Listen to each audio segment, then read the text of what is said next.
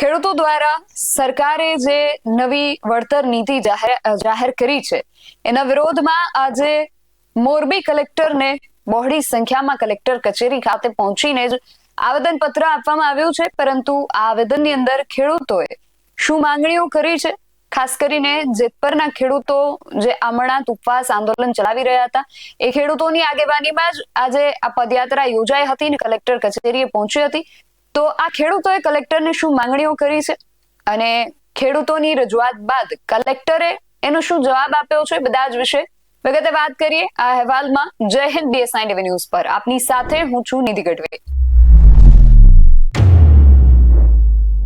જેતપર ગામે ખેડૂતો જે આમરણાંત ઉપવાસ આંદોલન ચલાવી રહ્યા હતા એ ખેડૂતોએ જાહેરાત કરી હતી કે આગામી સમયની અંદર અમે ખેડૂત આંદોલન પાર્ટ 3 લઈને આવીશું। ખેડૂતો આ પાર્ટ 3 લઈને આવી ગયા છે અને આજે મોરબીની અંદર એક પદયાત્રા સ્વરૂપે ખેડૂતોની આ પદયાત્રા મોરબી કલેક્ટર કચેરી ખાતે પહોંચી હતી। કલેક્ટરને ખેડૂતોની જે માંગણીઓ છે અને ગુજરાતભરના ખેડૂતોએ આ જે પદયાત્રા હતી એમાં પ્રત્યક્ષ રૂપે કે પરોક્ષ રૂપે પોતાનું સમર્થન જે છે, પોતાનો ટેકો જે છે એ નોંધાવ્યો છે।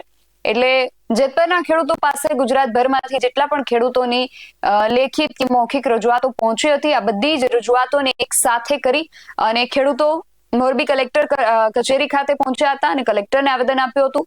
સાથે જ આ રેલીની અંદર ખેડૂત પરિવારની જે મહિલાઓ છે એ પણ મોટી સંખ્યામાં જોડાઈ હતી અને મોરબીના કલેક્ટર ને જ્યારે આવેદન આપવા માટે પહોંચ્યા ત્યારે ત્યાં મહિલાઓએ પણ એમનો જે મુદ્દો છે એને લઈને રજૂઆત કરી। સાથે જ જેમની આગેવાનીમાં પદયાત્રા યોજાઈ હતી એ જેતપરના યુવાન ખેડૂત નેહુલ અમૃતિયા પણ ત્યાં હાજર હતા। એમણે પણ આવેદનની અંદર જે મુખ્ય રજૂઆતો છે એની કલેક્ટરની સામે મૌખિક રજૂઆત પણ કરી હતી।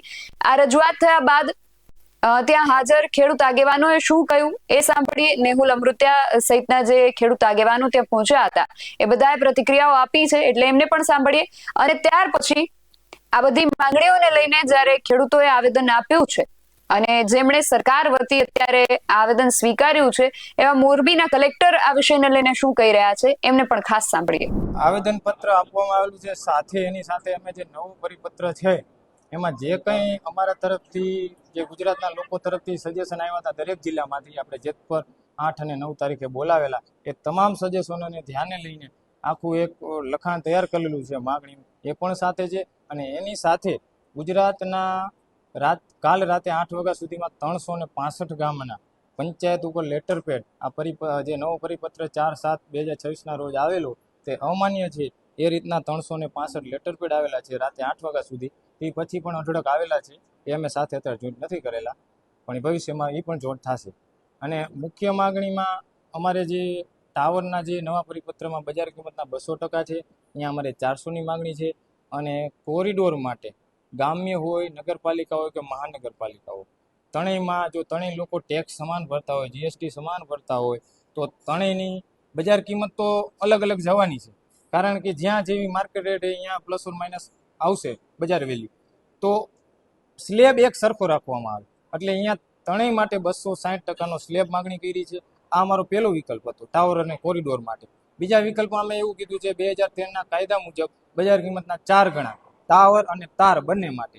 એ પણ જો માન્ય ન હોય તો ત્રીજો ઓપ્શન એવો છે 2006 જે લાયસન્સી રૂલ છે એ મુજબ અમને ભાડું ચૂકવવામાં આવે। ખેડૂતો અને કંપની સાથે બેસીને કલેક્ટર સાહેબ ભાડું નક્કી કરી આપે। આ ત્રણેય ઓપ્શન અમે આપેલા છે, ત્રણેયમાંથી સરકારશ્રી કરે છે, બરોબર। આ ત્રણેય માગણી મૂકેલી છે। તે સિવાયની બીજી અઢળક માગણી છે, તે સિવાયની 24 થી 25 માગણી છે, એ તમને આની નકલ મળી જશે। એમાં અભ્યાસ કરી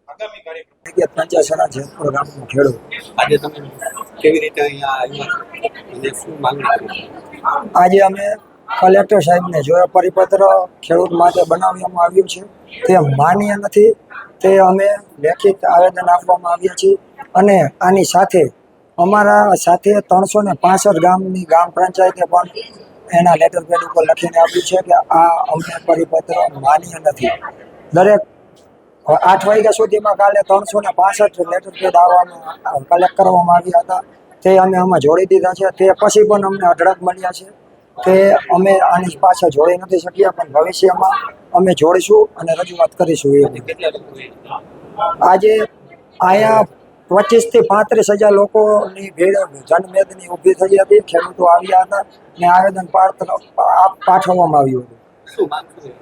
અમારી માંગ એ જ છે કે આ જે આવેદન આપ્યું તે ક્યાંક ને ક્યાંક કંપની લક્ષી છે, તે ખેડૂતના હિતમાં નથી. એટલે આમાં એક સાથે 25 રજૂઆત કરેલી છે, તે મુદ્દેસર વાઇટ છે. તે તમને આની સાથે નકલ મળી જશે, તે રજૂઆત કરી દેશું. અમે અહીંયા છે જે આ નવો પરિપત્ર લોલીપોપ સ્વરૂપે અમને સરકારે આપ્યો છે તે આ ગુજરાતના કોઈ પણ ખેડૂતોને માન્ય નથી. એટલે અમે અહીંયા એ રજૂઆત કરવા માટે આવ્યા છીએ. અને રહી વાત ખેડૂતોની સંખ્યાની, તો અત્યારે તમે માહોલ જોવો છો કે સંખ્યાની ગણતરી કોઈ પણ કારણે થઈ શકે એમ નથી. બહોળી સંખ્યામાં લેડીઝો, પુરુષો બધા અહીંયા આવેદનપત્ર આપવા માટે આવ્યા છે અને જે અમારી માંગણી છે એ રજૂ કરવા માટે આવ્યા છે. અત્યારે તો અમે અમારી માંગણી રજૂ કરીને આવ્યા છીએ. હવે નેક્સ્ટ ખબર પડે અમે શું. અત્યારે અમારું હંમેશા માંગણી રજૂ કરી એમને શાંતિથી સાંભળ્યું છે. હવે નેક્સ્ટ ખબર પડે કે એ લોકો શું આગળ એમાં માંગ સ્વીકારશે કે પછી આ સમજ આપશે.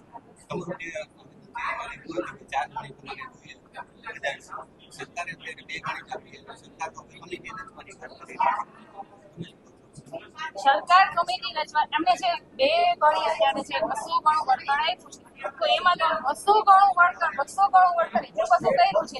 જો અમને 400 ગણું પણ વળતર આપે તો પણ અમારે કઈ ખેતર જે જાય છે એનું મૂલ્ય તો કોઈ પણ થતું જ નથી.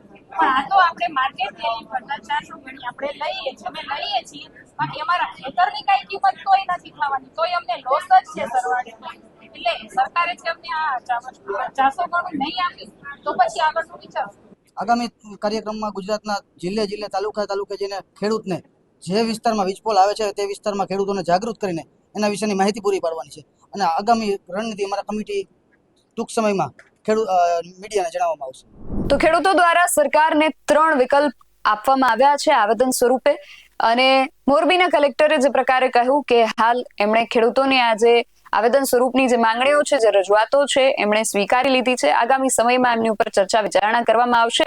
હવે શું ચર્ચા વિચારણા કરવામાં આવે છે, શું નિર્ણય લેવામાં આવે છે, એ તો આગામી સમય જ બતાવશે.